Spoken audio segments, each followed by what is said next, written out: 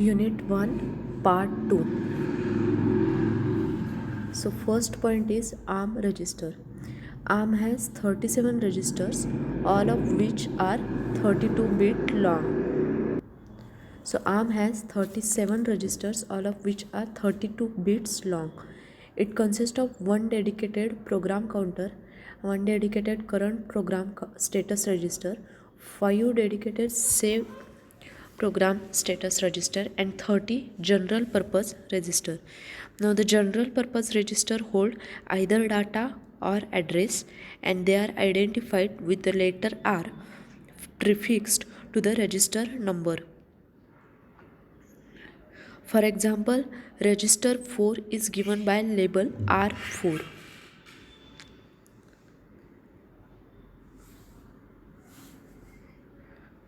The processor can operate in 7 different modes, and which will introduce shortly.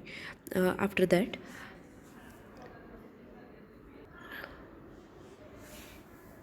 all the registers are 32 bits in size, and they are up to 18 active registers, 16 data register, and 2 processor status register.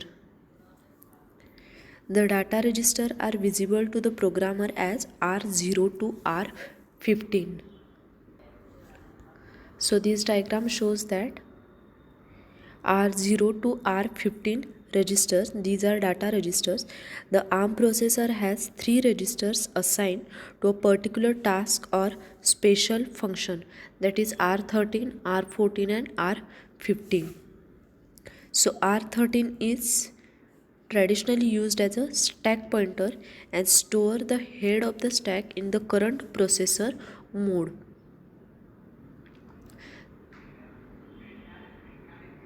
R14, it is called as a link register, and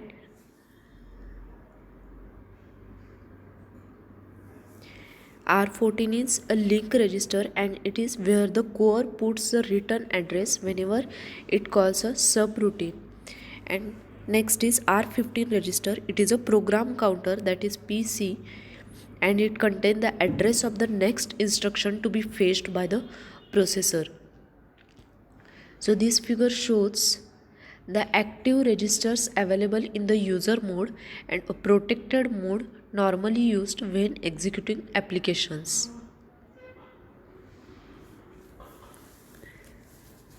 Depending upon the context, the register R13 and R14, it can also be used as a general purpose register, which can be particularly useful since these registers are banned during a processor mode change. However, it is dangerous to use R13 as a general purpose register when the processor is running any form of operating system, because operating system often assume that R13 always points to a valid stack frame.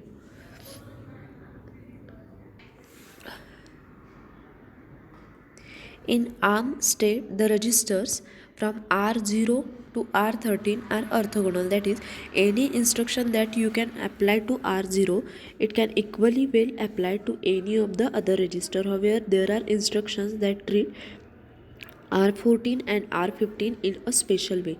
In addition to the 16 data register, there are 2 program status registers, that is CPSR and SPSR. CPSR, that is current program status register, and SPSR is saved program status register.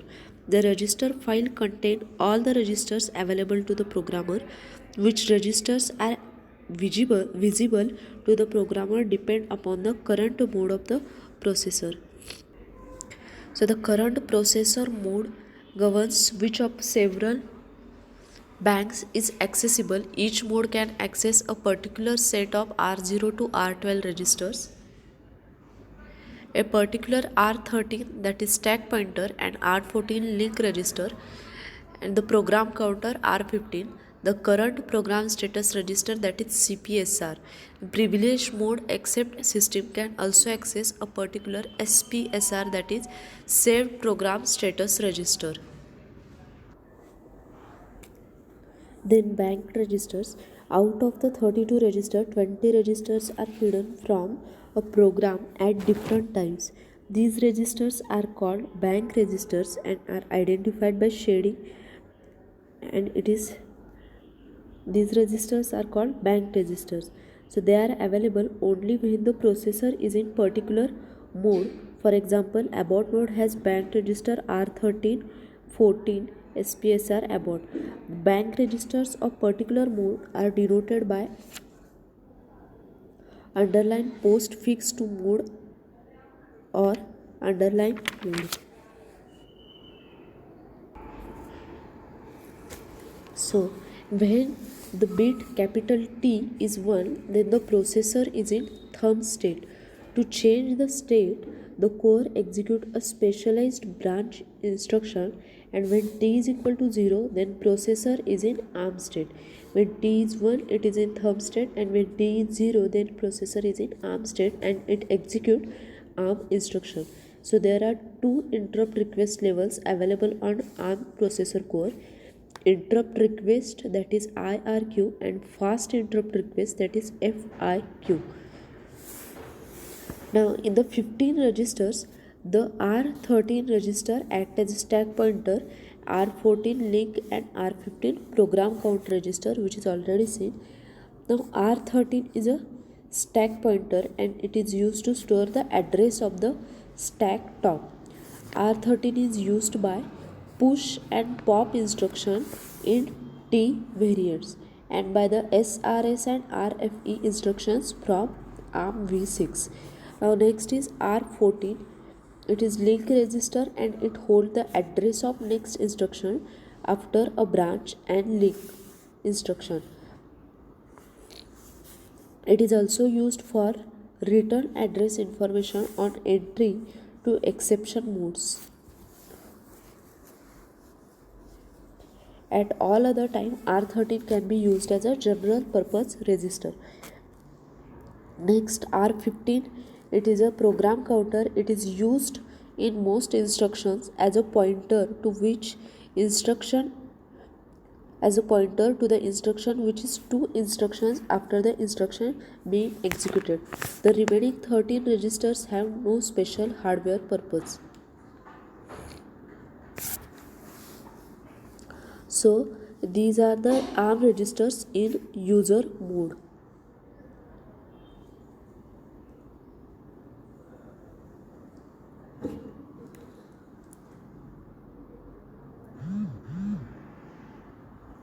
And here the shaded registers identify the special purpose registers, that is SP, LR and PC.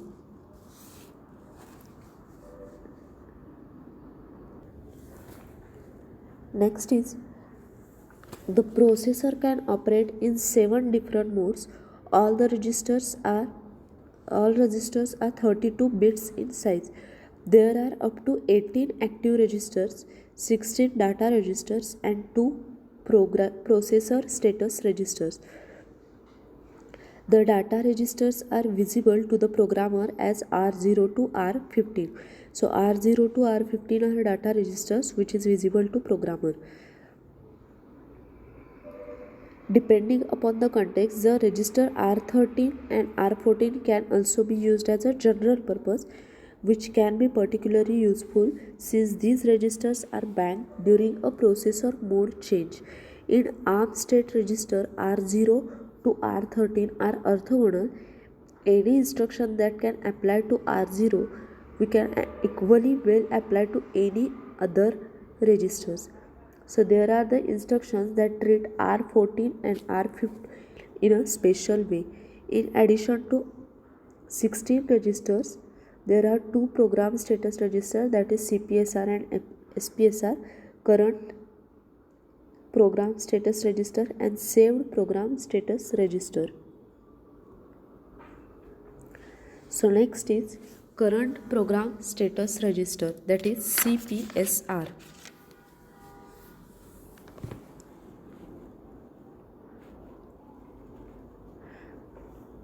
The ARM core uses the CPSR to monitor and control internal operation. The CPSR is dedicated a 32-bit register and resides in the register file. The CPSR is divided into 4 fields, each 8 bits wide: flag, status, extension, and control. In, in the current designs, the extension and the status fields are reserved for the future use. The status and the extension, these are reserved for the future use, and the control field contains the processor mode state and interrupt mask bits. The flag field contains the condition flags. Current program status register. So this diagram shows the generic program status register, that is current program status register. There are 4 fields: flag, status, extension, and control.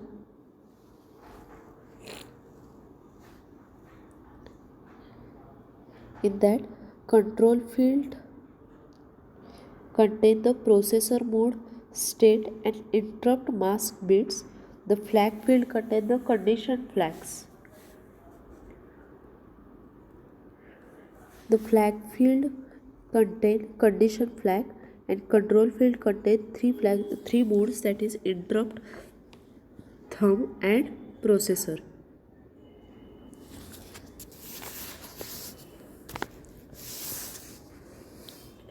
Some ARM processor core have an extra bits allocated. For example, the J bit, which can be found in the flag field, is only available on Jazelle enabled processor, which execute 8-bit instruction. It is highly probable that future designs will assign extra bit for the monitoring and control of new features. Now, condition flag, first one.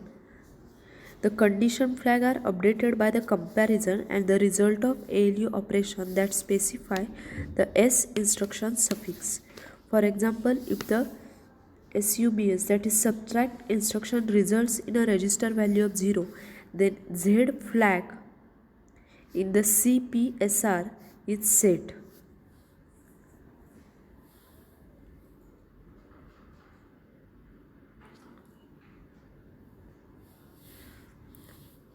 So this shows condition code flag and negative result from the ALU. N is set when there is a negative result from the ALU. Z is set when there is a 0 result from ALU. C when ALU operation carried out. C is set when ALU operation carried out, and V is set when ALU operation overflowed.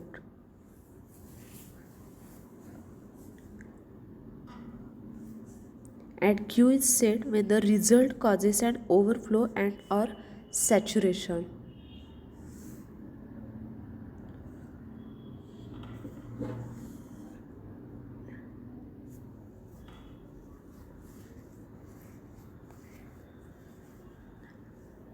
Next, interrupt disable bits,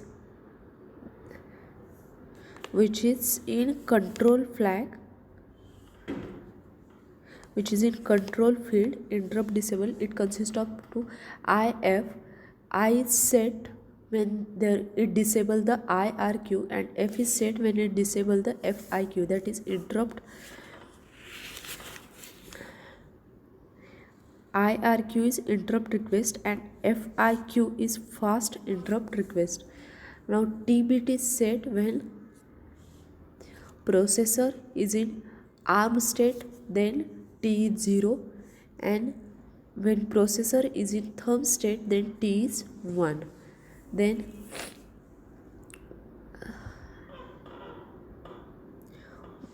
processor mode in control field, mode bits, it specify the processor mode. Then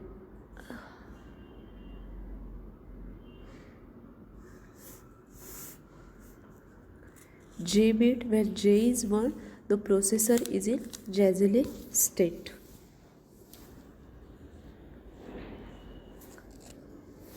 So this is the diagram for current program status register, and it shows when these bits will get value 1 or when these bits are set.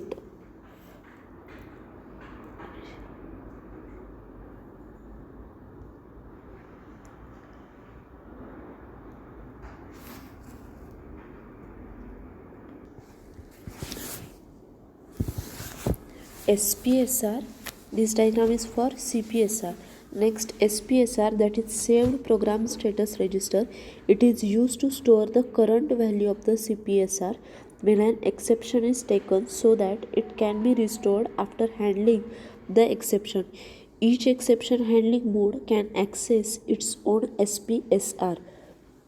User mode and system mode do not have an SPSR because they are not exception handling modes.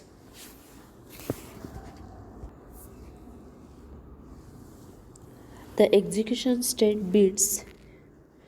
The current processor state can be accessed from the SPSR in any exception mode using MSR and MRS instruction. All processor modes except state system and user mode have an SPSR. It records the pre-exception value of the CPSR. Upon taking an exception, the CPSR is copied to the SPSR of the processor mode the exception is taken to, and this is useful because the exception handler is able to restore the CPSR to the value prior to taking the exception, as well as being able to examine the CPSR in general.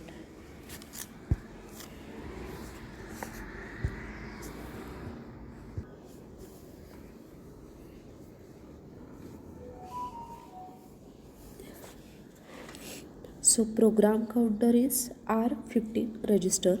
When the processor is executing in ARM state, all instructions are 32 bits wide.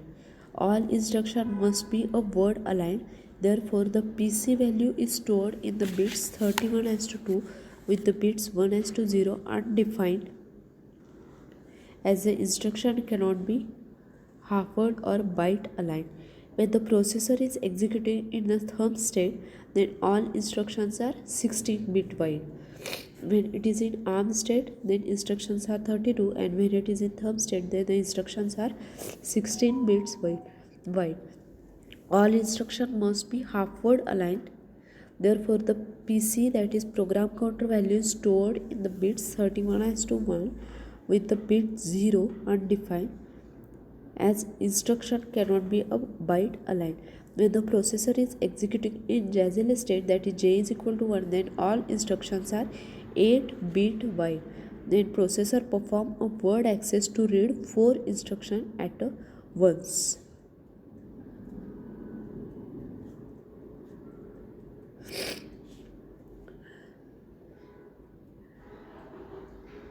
The PC, that is a program counter, that is register 15.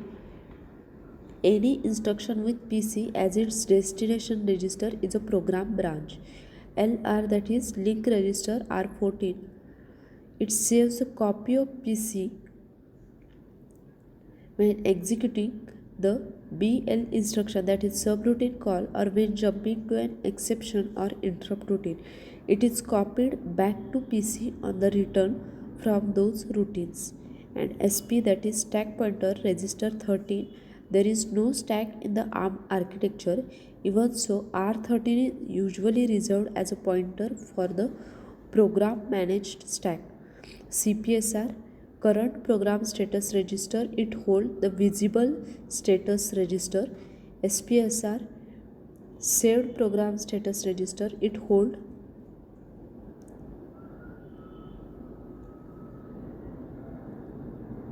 a copy of previous status register while executing exception or interrupt routines. It is copied back to CPSR on the return from the exception or interrupt. No SPSR available in user or system mode.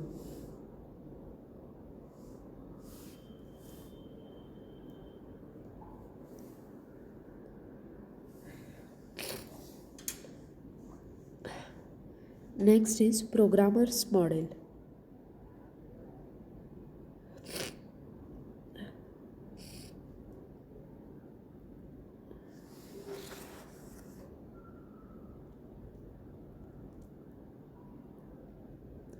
Now this figure shows all 37 registers in the register file. Out of these, 20 registers are hidden from a program at different times. These registers are called banked registers.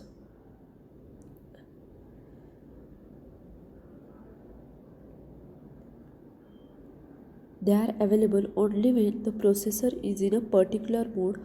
For example, abort mode has a banked register R13 abort, R14 abort, and SPSR abort.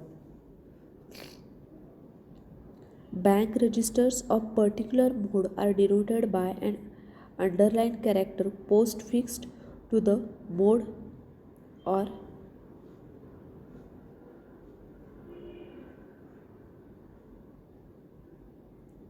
at mode. Every processor mode except user mode can change mode by writing directly to the mode bits of the CPSR. All processor modes except the system mode have a set of associated bank register that are subset of main 16 register. If we change the processor mode, a bank register from a new mode will replace an existing registers.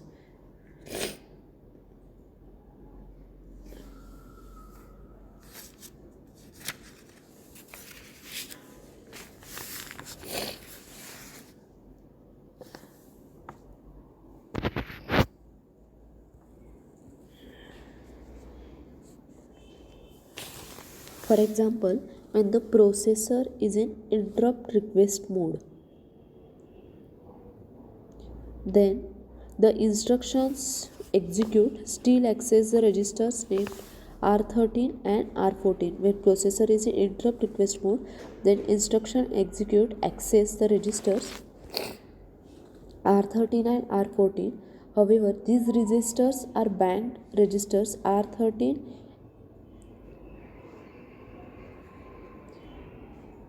and R14. The user mode registers are not affected by the instruction referring these registers. A program still has a normal access to the other registers, that is R0 to R12. The processor mode can be changed by a program that write directly to the CPSR or by the hardware when the core responds to an exception or the interrupt.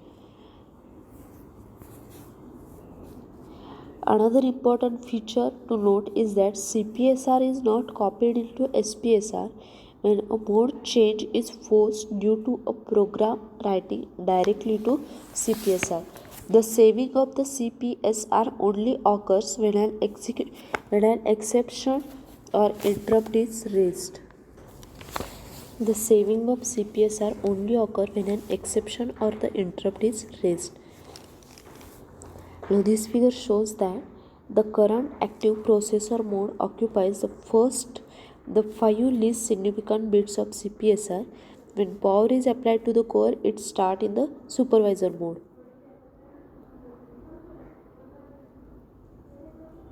Which is privileged. Starting in the privileged mode, it is useful since the initialization code can use full access to the CPSR to set up the stack for each of other modes.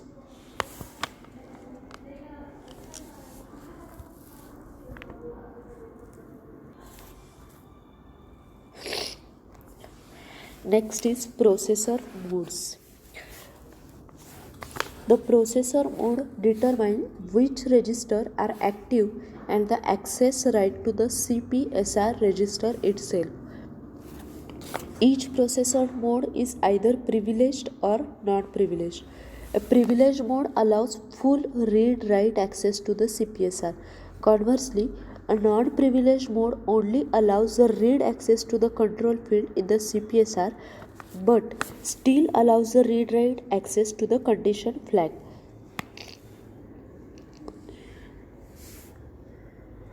So the first 5 bits R signifies as a mode selection. The processor mode determines which registers are active at the access right to the CPSR register. So there are 7 processor modes, 6 privileged mode. 6 privileged mode are abort, fast, interrupt request, supervisor, system and undefined, and one non-privileged mode, that is user mode.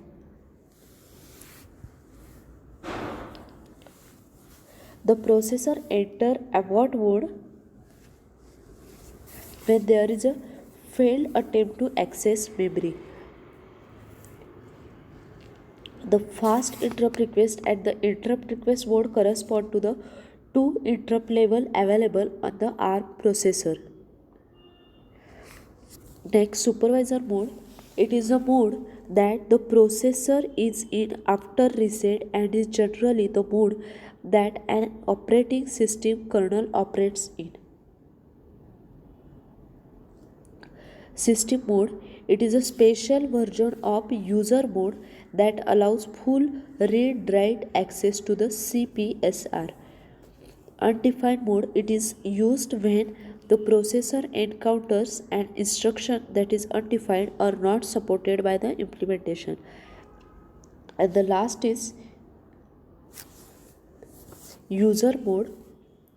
It is used for programs and applications.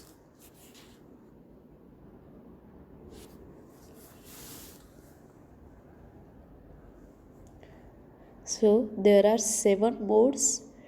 In that 6 are privileged and 1 is non-privileged. User mode is non-privileged and 6 privileged modes are abort, fast, interrupt request, supervisor, system and undefined.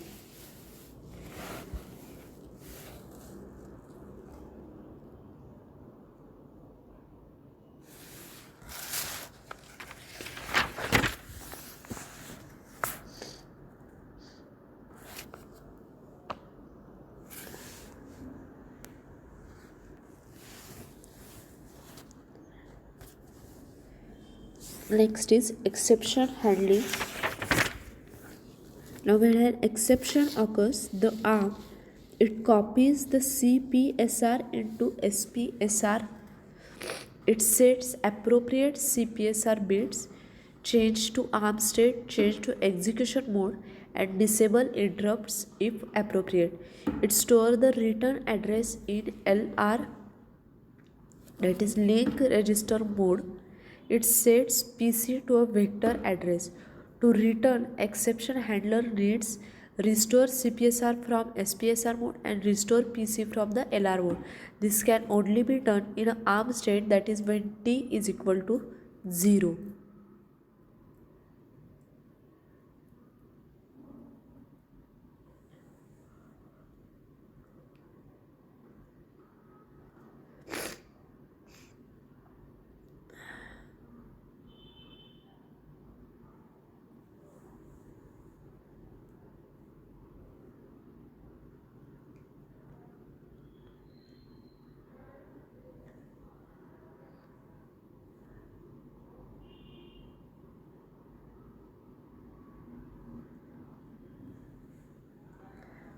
So the SPSR is used to store the current value of the CPSR when an exception is taken, so that it can be restored after handling the exception.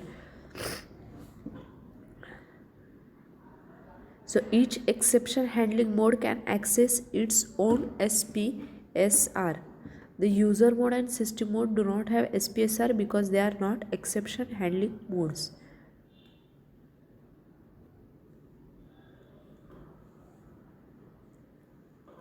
Exception handler is able to restore the CPSR to the value prior to taking the exception, as well as being able to examine the CPSR in general.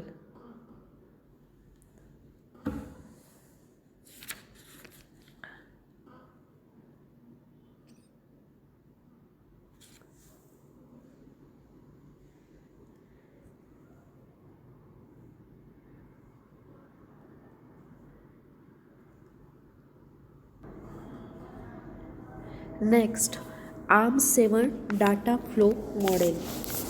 This diagram shows the ARM core data flow model. Now, a programmer can think of an ARM core as a functional units connected by a data bus, which is shown in figure. Programmer can think of the core ARM core as a functional units connected by the data bus, and it is shown by the figure where the arrows represent the flow of data, the line represent the buses, and the box represent either an operation unit or storage unit.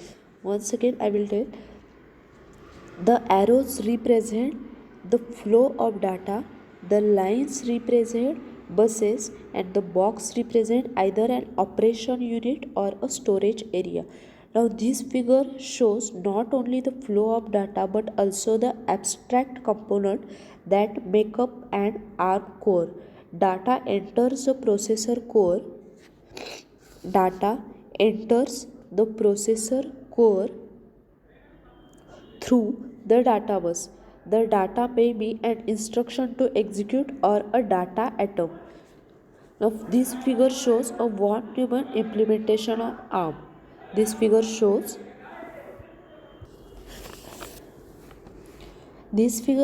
von Neumann implementation of the ARM.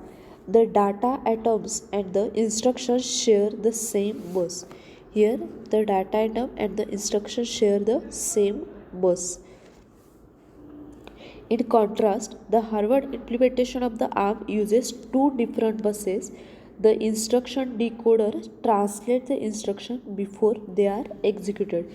Each instruction executed belongs to a particular instruction set. The ARM processor, like all RISC processor, uses a load store architecture. This means it has a two instruction type for transferring the data in and out of the processor. Load instruction copy the data from the memory to the register in the core, and conversely the store instruction copy the data from the register to the memory. Load instruction copy the data from memory to register, and store instruction copy data from register to memory. There are no data processing instructions that directly manipulate the data in the memory. So, the data processing is carried out solely in the registers. The data items are placed in the register file, a storage bank made up of 32-bit registers.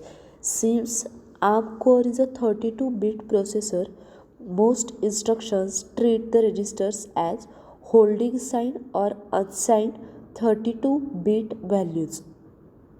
The sign extend hardware converts signed 8-bit, 16-bit numbers to a 32-bit values as they are read from memory and placed in a register. The ARM instruction typically have two source registers, RN and RM. It is shown in this figure.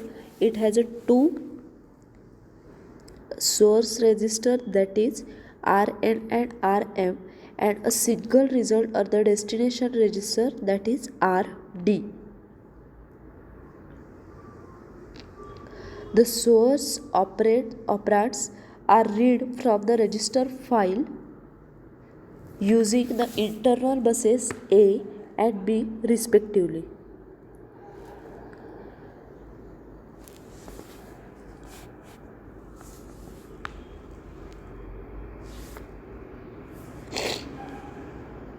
The ALU, that is arithmetic logic unit, or the multiply accumulate unit, take the register values RN and RM from the A and B buses and computes a result. Data processing instructions write the result in RD.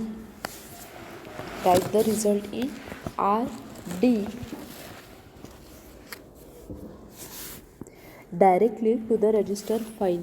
Load and store instruction use the ALU to generate an address to be held in the address register and broadcast on address bus. One important feature of ARM is that register RM alternatively can be pre-processed in the barrel shifter before it enters the ALU. Together, the barrel shifter and the ALU can calculate a wide range of the expression and addresses. After passing through the functional units, the result in RD is returned back to the register file using the result bus. For load and store instruction, the incrementer updates the address register before core reads or writes the next register value from or to the next sequential memory location. The processor continues executing instructions until an exception or interrupt changes the normal execution flow.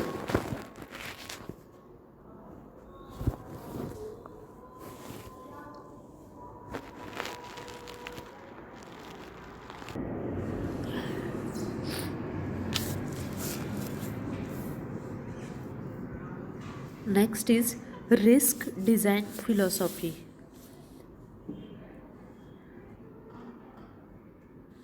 So this diagram shows CISC versus RISC.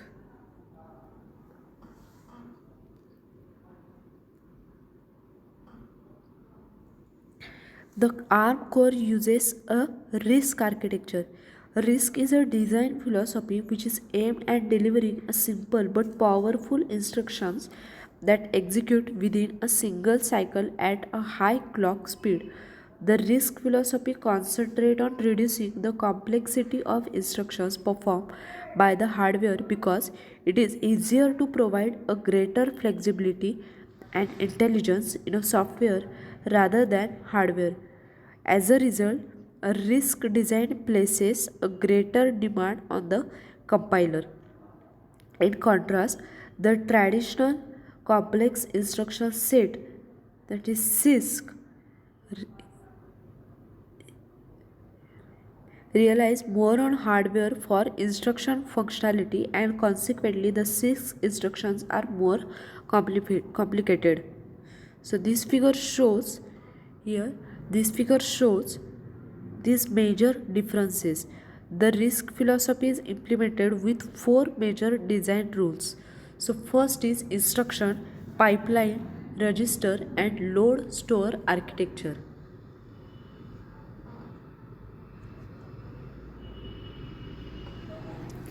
So first rule, instruction. The RISC processor have a reduced number of instruction classes. These classes provide simple operations that can each execute in a single cycle. The compiler or the programmer synthesizes complicated operations, for example a divide operations, by combining several simple instructions. Each instruction is fixed length to allow the pipeline to fetch future instructions before decoding the current instruction. In contrast, in CISC processor, the instructions are often of variable size and take many cycles to execute. Second one is pipeline. The processing of instruction is broken down into a smaller units that can be executed in a parallel by pipelines. Ideally, the pipeline advances by one step on each cycle for a maximum throughput. Instruction can be decoded in one pipeline stage. There is no need for an instruction to be executed by a mini program called microcode as a CISC processor. The third one is registers. The RISC machines have a large general purpose register set.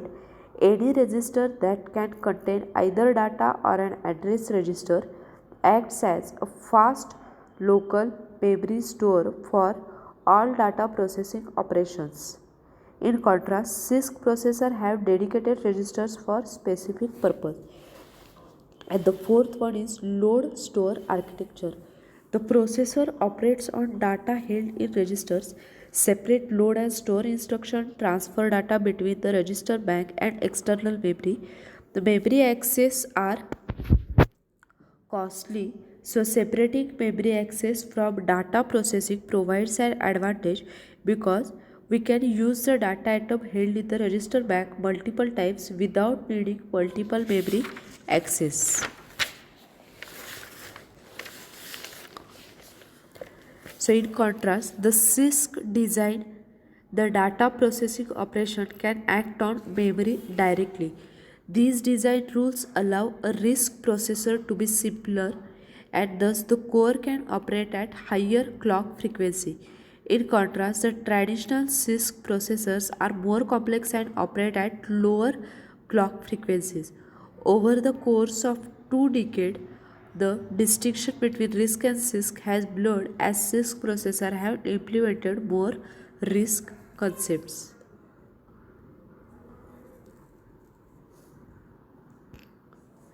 RISC has 5 design principles.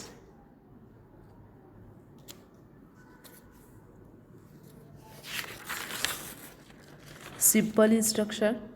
The objective is to design a simple instruction so that each can execute in a one cycle register to register operation. RISC processor only allow load store operation to access memory. Rest of operation work on the register to register basis. This feature of restricting operand to registers also simplifies the control unit. Simple addressing mode. The RISC processor employ register to register instructions, so most instructions use a register based addressing. Only load store instruction need a memory addressing mode. The next one, large register set. For register to register operation, large number of registers are required. It provides ample opportunities for the compiler to optimize their usage. And the next one, last one, fixed length. The RISC design use a fixed length instructions.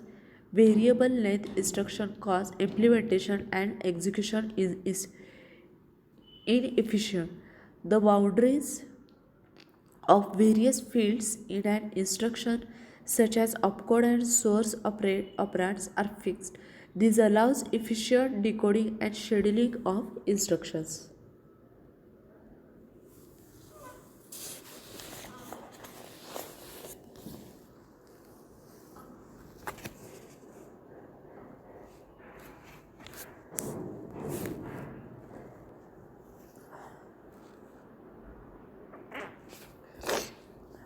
The next is art design philosophy. There are number of physical features that have driven the ARM processor design. First, the portable embedded system require some form of battery power. The ARM processor has been specifically designed to be a small to reduce power consumption and extend a battery operation essential for applications such as mobile phone, personal digital assistants that is PDAs. High code density is another major requirement since embedded systems have limited memory due to cost and or physical size restrictions. High code density is useful for applications that have limited onboard memory such as mobile phone and mass storage devices.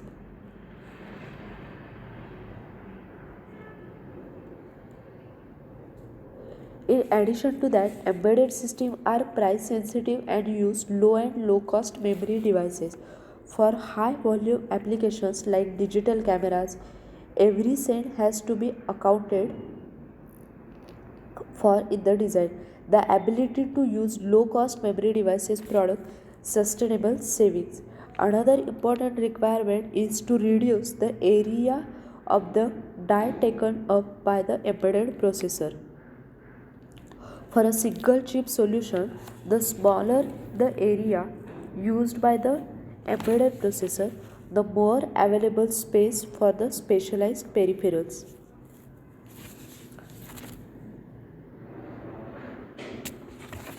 This in turn reduces the cost of design and manufacturing since Fewer discrete chips are required for the end product. The ARM has incorporated hardware debug technology within the processor so that the processor engineers can view